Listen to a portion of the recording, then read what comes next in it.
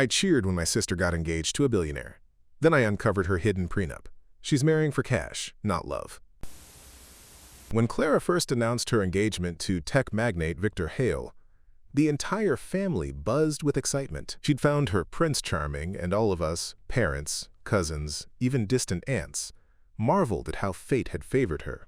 Victor, with his salt and pepper hair, kind eyes, and Forbes-listed net worth of $3.4 billion, seemed every bit the fairy tale match for my golden-haired sister, who'd spent years juggling retail jobs and struggling to pay rent.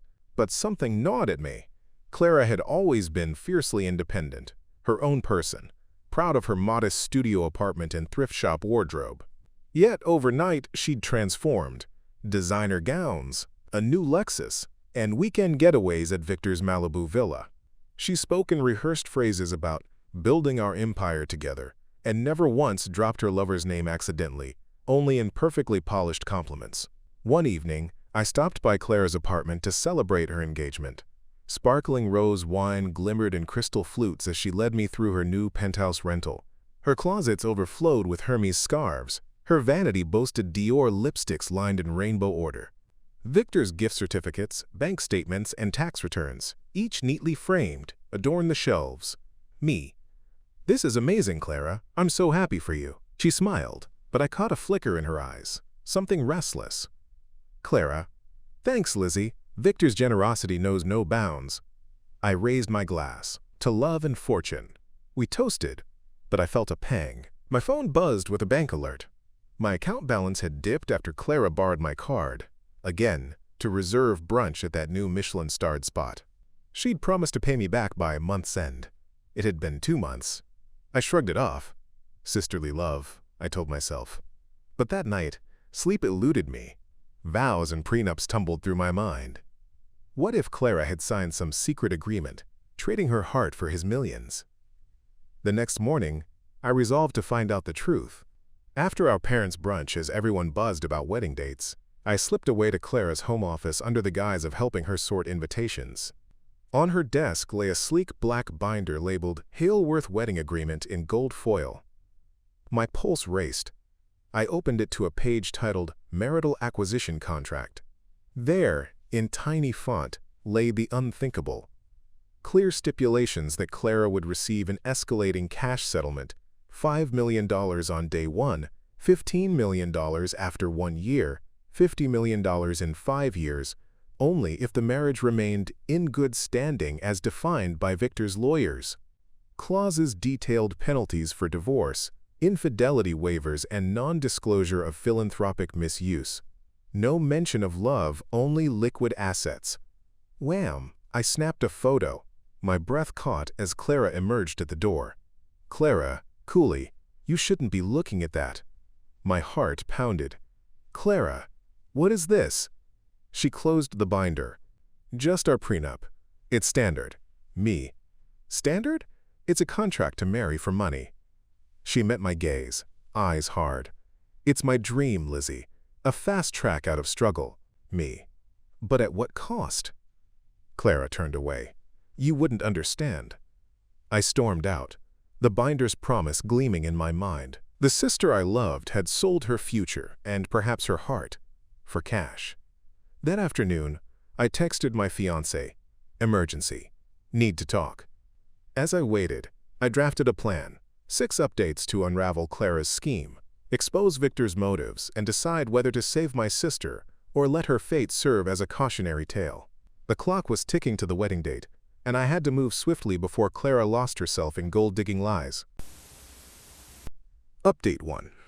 The weekend engagement party glittered under a tent strung with fairy lights in Victor Hale's Ocean View backyard. Clara floated among guests, celebrities, venture capitalists, tech luminaries, each fawning over her and Victor. Champagne flowed, laughter rang. But as I watched from the edge, heart pounding, I spotted the first clue that Victor's intentions were far from romantic. Midway through the toasts, Clara rose in her shimmering gold gown. Victor, by her side, beamed as she thanked everyone for coming. Behind his perfect grin, I studied his speech notes taped to the lectern. One line caught my eye. "Our union solidifies mutual assets and secures corporate growth." My stomach turned. Growth? Mutual assets? This wasn't a wedding speech. It was a boardroom presentation. After the formalities, I cornered Victor's chief of staff, Janice Lee, a poised woman in a navy pantsuit. Me, quietly. Janice, is your boss really referring to a merger? Janice's smile faded. She glanced around.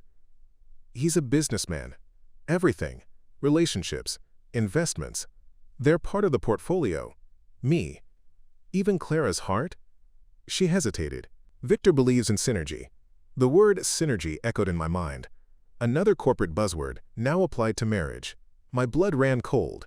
That evening, Clara invited the bridesmaids to her suite at Victor's Ritz-Carlton penthouse. Silk robes, manicures, and flutes of Dom Perignon awaited us. As the 8 of us fussed over hair and makeup, I approached her privately. Me. Clara, I saw Victor's speech notes. You know what's happening, right? She paused, brushing her hair. You're overthinking. Me. Is this about love or profit? She fixed me with a hard look. Both. Don't be jealous. Her tone stung. In that moment of confrontation, I noticed an envelope on her vanity addressed to Hale Family Trust. With trembling fingers, I opened it and found a second contract. Sunset clause. It spelled out that if Clara produced an heir, within 2 years, she'd earn an extra $25 million.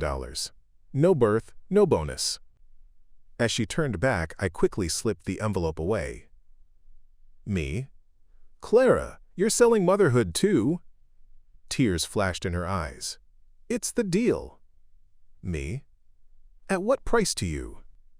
She blinked, voice trembling. Don't judge me. Tracking the money trail. Determined to expose the gold dig, I recruited my best friend Jake, a freelance investigative journalist. Late that night, we sat in my apartment, empty engagement cake boxes strewn about, poring over documents. Jake, let's follow the money. We know Victor's net worth.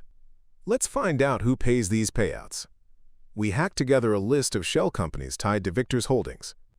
One, Oceania Holdings Limited, showed a $5 million wire to Clara's account the day after their engagement announcement. Another, Legacy Ventures, sent quarterly dividends in 7-figure sums. Me. Clara has no idea where this money comes from. Jake. Trust funds, sweetheart. And they're structured so Clara never sees the source, only the benefit. The more we uncovered, the more it felt like a reverse gold rush. Victor owning all the claims, Clara merely the prospector who strikes it rich, but at someone else's expense. The following day, Clara and I flew to Miami for a ladies' luncheon at Victor's sister's hotel suite. As we waited for everyone to arrive, I confronted her again, this time with Jake hidden outside the door. Me. Clara, I have proof. Hell, I have the wires. Do you know who's funding this? She forced a laugh. It's Victor's family trust. They've been grooming me. Me. Grooming you to be their cash cow. Her smile faltered. You don't understand. I slid a copy of the sunset clause across the table. Eyes widening, Clara paled. Me. This, a contract to marry for money, produce heirs for bonuses, and divorce penalties to keep you in line. Her voice cracked. I thought I could make a better life. Me. At what cost? Your self-respect? She closed her eyes, tears slipping. I didn't know how else. That evening, Jake published a careful exposé on his blog. Insider documents reveal Billionaire's lavish bride contract. He redacted personal details but highlighted the existence of both marital acquisition and sunset clauses. Within hours, the story went viral. Social media erupted. Hashtag gold digging sister. Hashtag prenupgate. Hashtag not a marriage. Anonymous commentators debated whether Clara was a victim or willing accomplice. Victor's PR team scrambled to spin the narrative, denying any forced clauses, and portraying Clara as a savvy businesswoman. Victor's statement, all terms discussed in good faith, Clara knew and agreed voluntarily, but his words rang hollow in the face of the leaked contracts. Sisterhood tested. Back at home in New York, Clara and I confronted the fallout. Our parents called in shock. Aunt Margaret demanded an explanation. My own fiancé urged caution. Mom, Lizzie, you've humiliated her. Me, I'm saving her. Aunt, she's tarnished the family name. Me, she's not the only one. That night, Clara and I sat in my living room, surrounded by headlines. She reached for my hand. Clara. Liz, what now? Me. We expose Victor fully, his network, his motives. Then you decide if you want a marriage built on love or a ledger. She nodded, resolve mingling with fear. I don't know what I want anymore. Update 2. 2 days after the exposé, the world watched as Victor Hale's carefully curated image began to crack. Headlines screamed, "Billionaire's bride on contractual terms," and "Prenup" or "prison pact." The Hale family PR machine roared into action, but its gears were grinding. Victor held a press conference in front of his glass skyscraper. Wearing a tailored navy suit and an unconvincing smile, he faced a wall of cameras and shouted reporters. Victor, voice firm. Clara and I entered this engagement voluntarily. Those documents are drafts. Never signed. We are two consenting adults in love. A photographer waved a copy of Clara's signed contract. He faltered. Victor, those signatures were forged. His denial sounded hollow. Reporters lobbed questions. Reporter, Mr. Hale, will you release your full financials to prove no funds are contingent on these terms? Victor, evasively. Privacy is vital. Some things are between me and my fiancé. Behind him, Janice Lee whispered in his ear. His jaw tightened, digging deeper into Victor's empire. Determined to pierce Victor's denials, I teamed with Jake to map his entire corporate web. Over pitch-black coffee in a midtown diner we traced Oceania Holdings Limited in the BVI, Legacy Ventures LLC in Delaware, Hale Family Trust in Wyoming, Sunset Investments in Cayman Islands. Each entity looped back to a single nominee director, Charlotte Bassett, a lawyer notorious for anonymity. But a breakthrough came when Jake discovered that Charlotte's New York bar registration listed a home address in Brooklyn. Me. If we stake out Bassett's home, we can serve her, force her to testify. Jake. And if we get her deposition, she'll reveal Victor's instructions. Late that evening, Jake and I parked near Charlotte's brownstone. A single light glowed upstairs. I swallowed my nerves and rang the bell. A woman in sweats. Charlotte opened the door, surprised. Me. Firm. Ms. Bassett, I'm Victoria Reynolds. You're named in our ongoing litigation against Victor Hale and related entities. We need your testimony and corporate records. She blinked, retreating inside. We heard shuffling boots. Moments later she returned, expression conflicted. Charlotte, come in, quickly. Inside, shelves sagged with law books. She led us to her cramped study. Charlotte, I'm a nominee director. I don't usually meet claimants, but these are extraordinary times. Me, please. Show us any corporate minutes or instructions you received from Victor or his counsel. Charlotte exhaled and opened a locked cabinet. She withdrew a folder stamped, Confidential Hale Counsel. Charlotte, here, emails instructing me to register Clara's contract, to draft the sunset clause, and to handle payouts per schedule. I snapped photos. Me, thank you. You'll need to appear at our next deposition. Armed with Charlotte's documents, I confronted Clara at her penthouse suite.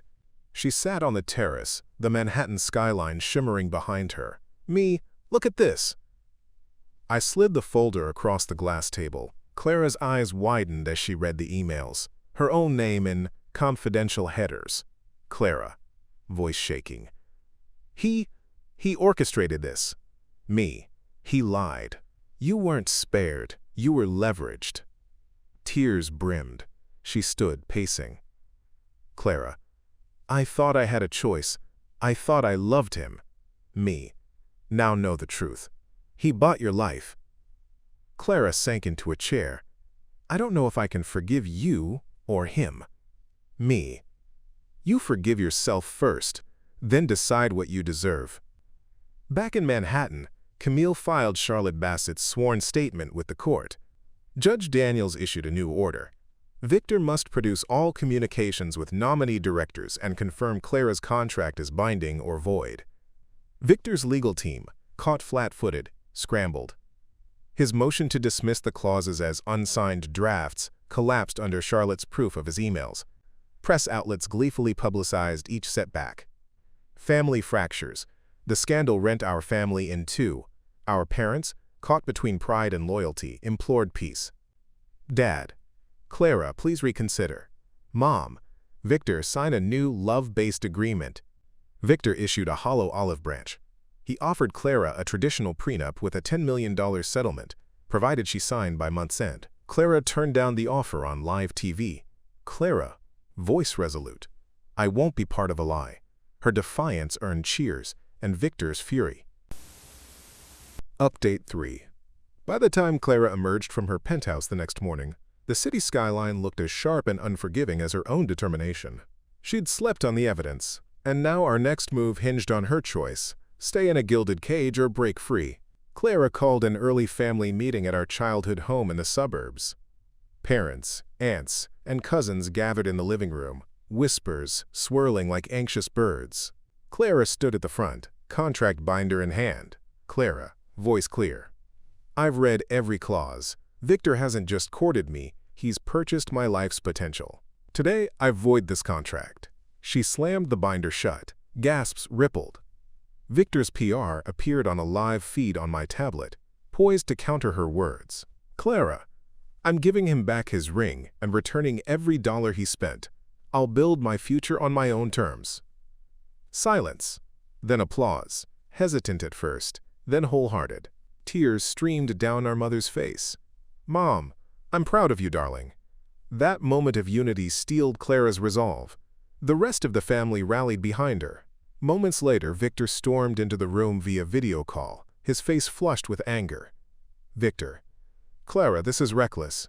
You'll regret throwing away a $100 million future. Clara, I'd rather be penniless than a pawn. He glared and issued a final ultimatum. Victor, sign a new prenup by midnight, or I cancel our engagement and erase you from my life. The call ended abruptly. The weight of midnight's deadline hung over us like a guillotine. Midnight deadline. Jake, Camille, and I worked feverishly that afternoon to prepare a legal filing declaring the original contract irrevocably void, citing coercion, unconscionability, and public policy. The goal? Strip Victor of leverage. As dusk fell, Clara and I sat at the kitchen table, legal pads scattered around. Her hands trembled. Clara, what if the judge sides with him? Me. We have Charlotte's testimony and all his emails. His bluff won't hold up. Clara, I still fear losing everything. I took her hand. You've already won your dignity. The rest is just money. We signed the motion and had Camille e-file it at 11:59 p.m., 1 minute before Victor's deadline. At 9 a.m. the next day, we gathered around our phones. Camille's email popped up. By order of Judge Daniels, the original prenup and sunset clause are hereby preliminarily void pending full hearing. Victor Hale is enjoined from taking any adverse action against Clara. Court date set in 2 weeks. Clara exhaled, relief flooding her. The family cheered. Victor's final ultimatum collapsed in a single judicial stroke. That afternoon, Victor's PR released a statement.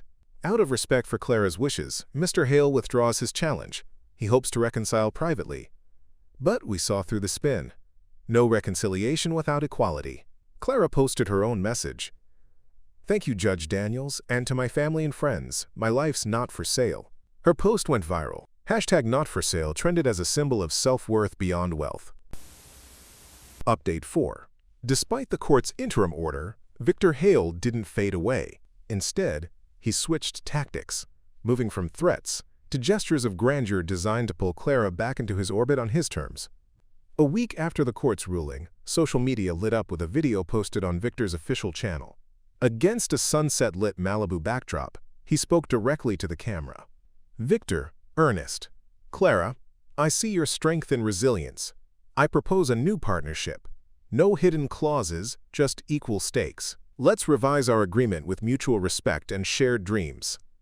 Below the video, comments poured in, supporters praising Victor's growth, skeptics warning of another ploy. Clara watched it with us in her living room, flanked by family and Jake. Clara, it sounds sincere. Could he truly change? Me. Or is this another corporate spin? Mom wrapped an arm around her. "Only you can decide, dear." Determined to see beyond the hype, Clara agreed to a private meeting with Victor under strict conditions: no cameras, no press, and her own attorney present. We selected a neutral site, a private room at a Santa Barbara inn, arranged by Camille. When Clara arrived, Victor stood, hands open. Victor: "Clara, thank you for coming. I've scrapped every unilateral clause and drafted a truly equitable agreement. 50-50 assets, joint decision-making, mutual dissolution terms, whatever you choose." He slid a new binder across the table, stamped simply Equality Agreement. Clara flipped it open, clear, concise, no punitive clauses. Language far removed from the marital acquisition and sunset contracts. "Victor, I was wrong. I learned that love isn't an investment vehicle." Clara paused, reading. She looked up, his eyes unguarded, hopeful.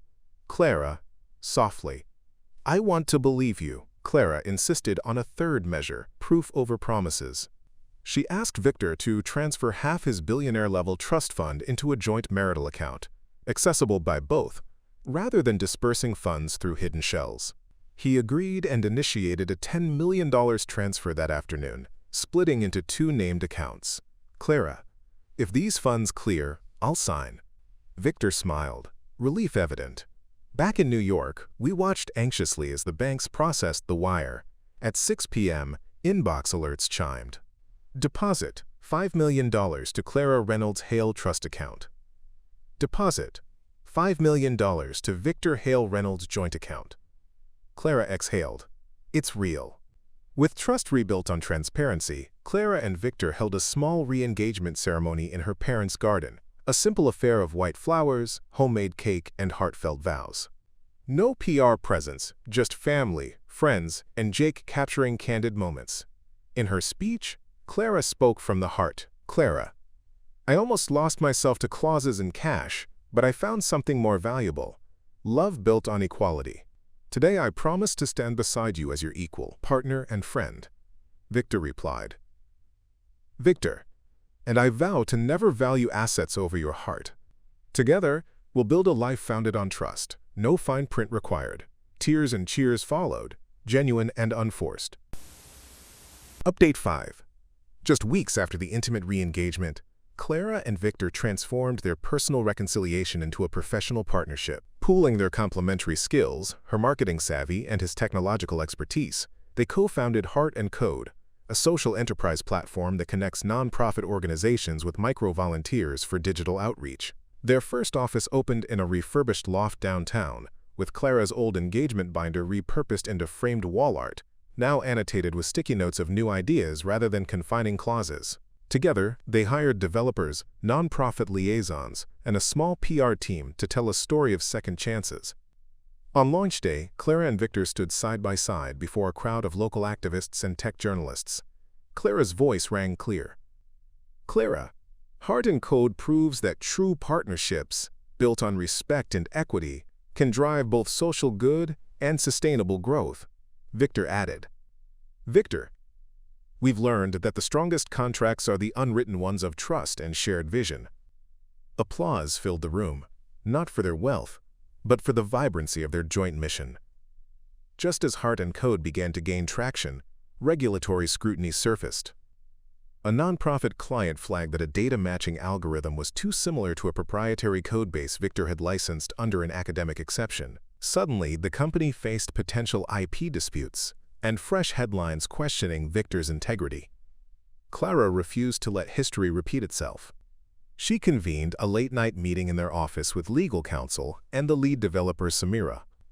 "Clara, we'll audit every line of code, remove questionable modules, and offer to open source our platform's core so nonprofits can inspect it. Transparency is our defense." Victor agreed, presenting a public statement acknowledging the oversight, committing to full compliance, and inviting collaboration with the original code's rights holder. Within days, the dispute was resolved amicably. Heart & Code released the core API under a nonprofit license, earning gratitude rather than litigation.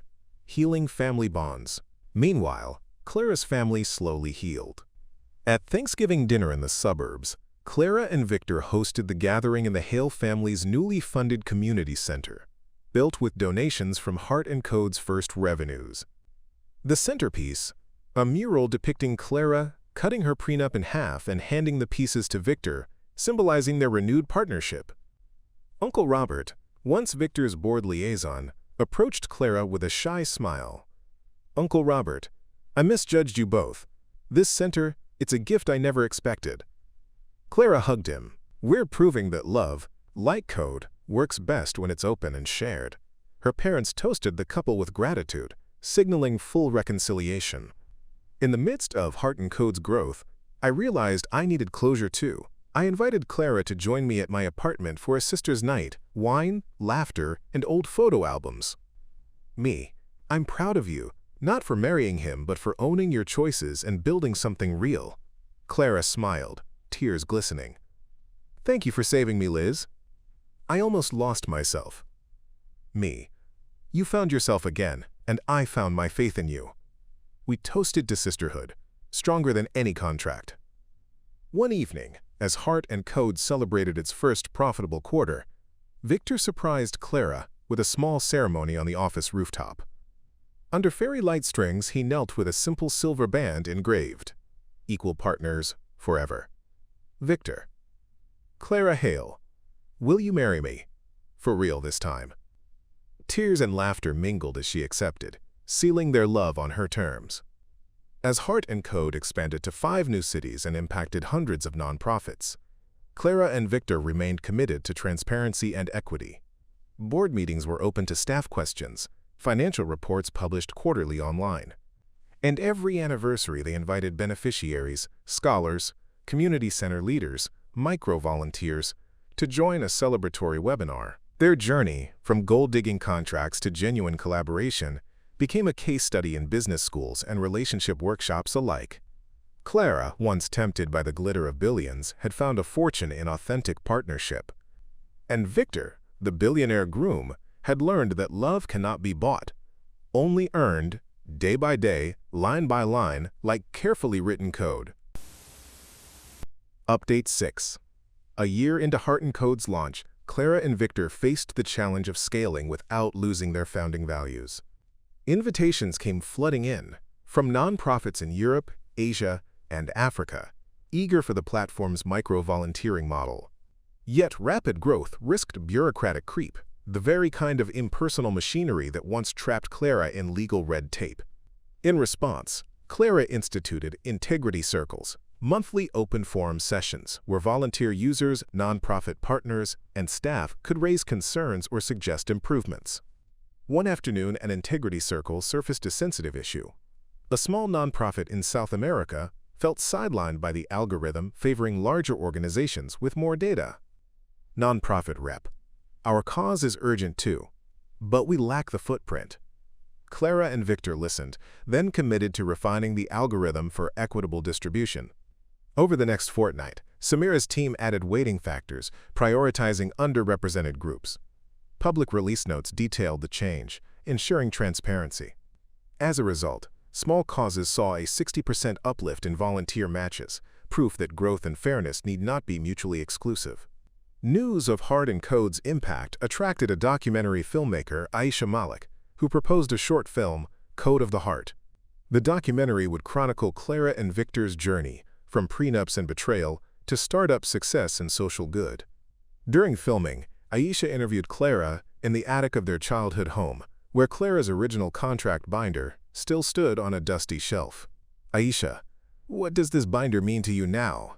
Clara ran her fingers over the gold foil.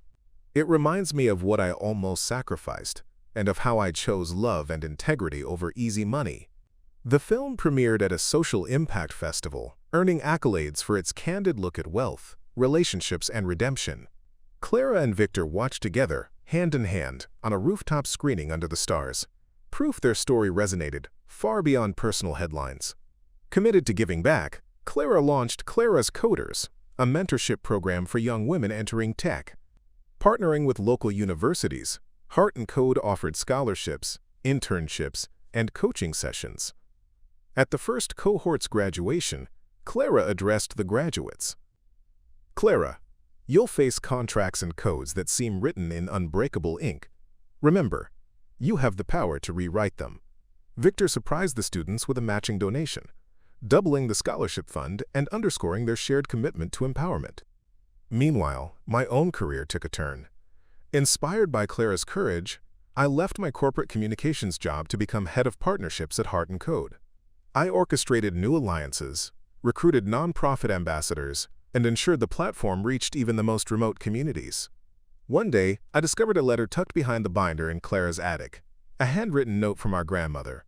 "My dears, may you always choose heart over gold. With love, Grandma." I framed it and hung it above our office door, a reminder that values endure. In the final legal chapter, Victor's last holdouts, the Cayman Sunset Investments, were voluntarily dissolved by his counsel and disgorged into Heart & Code's endowment. Clara and Victor announced, "We've retired the sunset clause for good. Now every clause in our lives is written in open source." Their announcement marked the definitive end of the gold-digging era. Media outlets heralded it as a landmark in corporate accountability and relationship equity. Ultimately, the tale proves that even the slickest corporate ploys cannot extinguish the human capacity for resilience, love, and ethical innovation. Clara and Victor's journey reminds us that the richest contracts are those inked by trust, transparency, and shared purpose, lessons that resonate far beyond any wedding vow or shareholders' agreement.